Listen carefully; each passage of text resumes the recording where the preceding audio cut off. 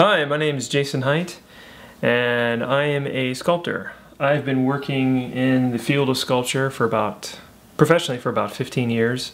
I've done stuff for companies like Hasbro, Marvel, Disney, lots of companies doing Halloween type products. But I also am now getting into doing some surrealist pop art kind of stuff. So this is one of my latest pieces called In the Flesh.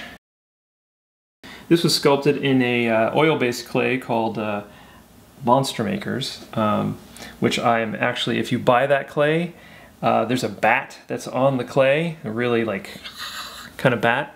That's my bat. So I've been using that clay for a very long time. And I've been obsessed with monsters and creatures and very scary things ever since the age of about, I'd say probably about 8 or 9.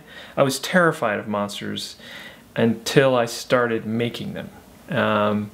So I make monsters and I make really dark art, and that's what I love to do. And I also use a lot of assemblage art, meaning that I like to take things like broken bits of pieces, tubing, model kit parts, skulls, and I like to arrange them around like a figure that I've sculpted and put lights in it. You can see a lit sculpture back there. So I love assemblage art as well. I like building environments and whole scenes. And a lot of that comes from movies that I've watched as a kid, books, comic books that I've read, other artists inspire me.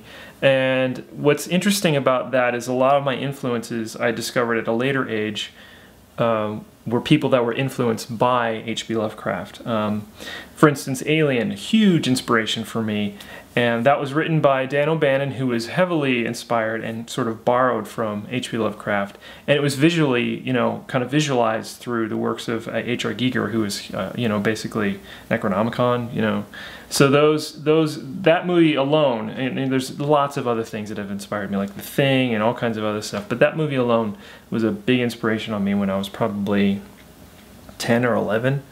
I've also got to work with one of my favorite authors and artists, painter Clive Barker. I worked very closely with him on developing a Halloween line in 2010. I realized some of his paintings in sculpture form. I also collaborated with him on in a large bust, very, very disturbing, crazy bust called Proteus, the Lord of Changes.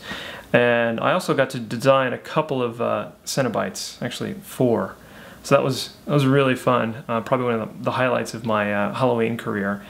And some of my work has been in galleries in New York and Los Angeles, and I've also got one of my pieces in a big fantasy art show that had Frank Frazetta, H.R. Giger, and a lot of other artists who I grew up admiring. So that, having my art there with their work was really affirming to me.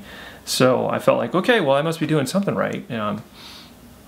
So if you want to see some more of my work, you can go to hitestudios.com and check out some of my work. And you could also find me on Facebook. Just look for Jason Hite.